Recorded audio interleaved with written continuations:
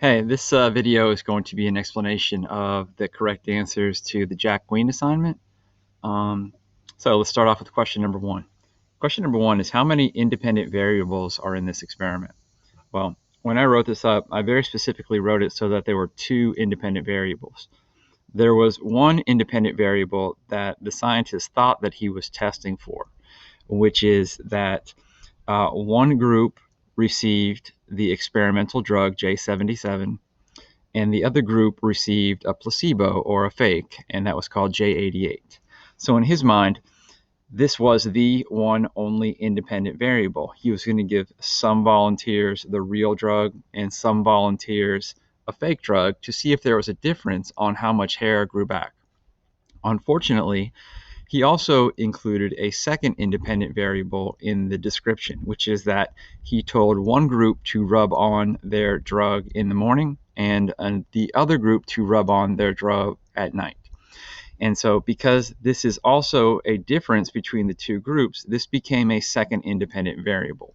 So not only did one group have the real drug and one group have a placebo, but one group rubbed it on in the morning and one group rubbed it on at night.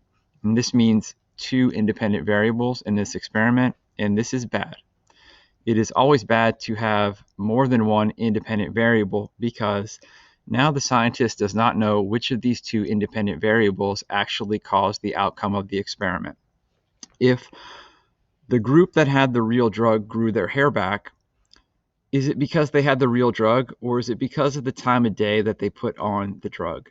You can imagine if somebody is bald and they rub on the drug before they go to bed, it's possible that they could, wipe it off and on their pillow, or if you put it on in the morning and it could rain and then it could, wash it off their head. So in order to be consistent, what he should have done is just picked one time of the day and asked the volunteers in both groups to rub on their medication at the same exact time. Question two. What are the two requirements for a good scientific hypothesis? Does his hypothesis have both of these requirements? Well, there's actually three requirements, and so you basically had to have two of the three. Requirement number one is that your hypothesis is based on observation and or research, and it's not just something that you made up. This is definitely true. Although he had never tested it on humans before, he had reason to believe that it might work because he had done some testing on rats, and he was hoping to transfer his success with rats onto people. And so I think that qualifies as making observations and doing research. The second most important thing that you need to have for a good hypothesis is that it has to be testable, or you could say that it has to be falsifiable. I think it's definitely true that this hypothesis is testable. It is possible to set up a test that would work to try to show whether or not J77 grew back hair. He didn't really set it up the right way, so he sort of failed on that part, but it's possible. And so I would definitely say that his hypothesis qualifies as being scientific because it's based on observation or research, and it's testable and or falsifiable. It's possible for it to be proven false if the experiment was set up correctly. Question three, what is the purpose of using a control group in an experiment? And what was the control group in this experiment? Well, you should always have a control group in a controlled experiment. The control group is your comparison group. You can't give everybody in the experiment the experimental treatment because you won't be able to see a difference between what happens to them and what happens to the group that doesn't get it. You need a comparison in every control experiment. In this case, very specifically, the doctor set up a control group where one half of the people that were involved in the experiment did not receive the experimental drug. And the reason why he did that was so that when the experiment was over, hopefully you could see the difference between those that did have the drug and those that didn't have the drug.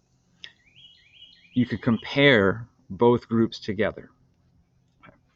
Number four, there's a very important controlled variable concerning the use of J77, J88 that is not addressed by the doctor in the experiment. What is it? Well, there's probably a couple of different answers you can give here, but the one that I was hoping that you would come up with that I specifically wrote into the problem is that at no point anywhere does the doctor mention the dose of the treatment. And so in my mind, you have all these different volunteers and they're just like rubbing random various amounts of the cream on their bald spot. And so, you know, if there isn't a set amount that you are supposed to apply every day, instead of being a controlled variable like it's supposed to be, that turns into a potential independent variable. And I'm almost positive in this case that if you didn't tell the people exactly how much to put on, there's no way that they would all just sort of randomly come up with the same amount. And if one person puts on twice as much as another person, well, that becomes another independent variable in the experiment. So in reality, probably this experiment didn't have just two independent variables, being whether or not you had the real drug or the placebo, what time of day you applied the drug. But now you have everybody putting on sort of different amounts of the drug, which is a third independent variable. And you never want that many independent variables in an experiment, because now that the experiment is over, the scientists cannot pinpoint which one of those changes actually caused the results to turn out the way that they did. Okay, so if you are in environmental studies or if you're in marine science, you can stop there. If you're in AP, there was an extra question that I asked you guys, and so I'm going to go over the answer to that one right now. All right. So the extra question, the bonus question was, is the data in this experiment qualitative or quantitative? And would the other type of work better? Explain why or why not. So the data in this experiment was definitely qualitative. That's because the scientist set it up so that the way that he was looking at the data was just looking at pictures. And so he looked at pictures of what people's heads looked like before, and then pictures of what the hair looked like after, and just basically made an eyeball determination as to whether or not they seemed like they grew back more hair. I definitely think that a quantitative approach would have worked better. It normally does. Anytime that you can set up an experiment using numbers, you probably should. And I don't see any reason to believe why he couldn't have done it in this case. There's lots of different ways you could think about it. Number one is that you could have taken the bald spot and counted how many hairs the person had previously, and then counted the number of hairs that they had after the treatment. That's just a simple number thing. Or maybe you were more interested in the rate of growth.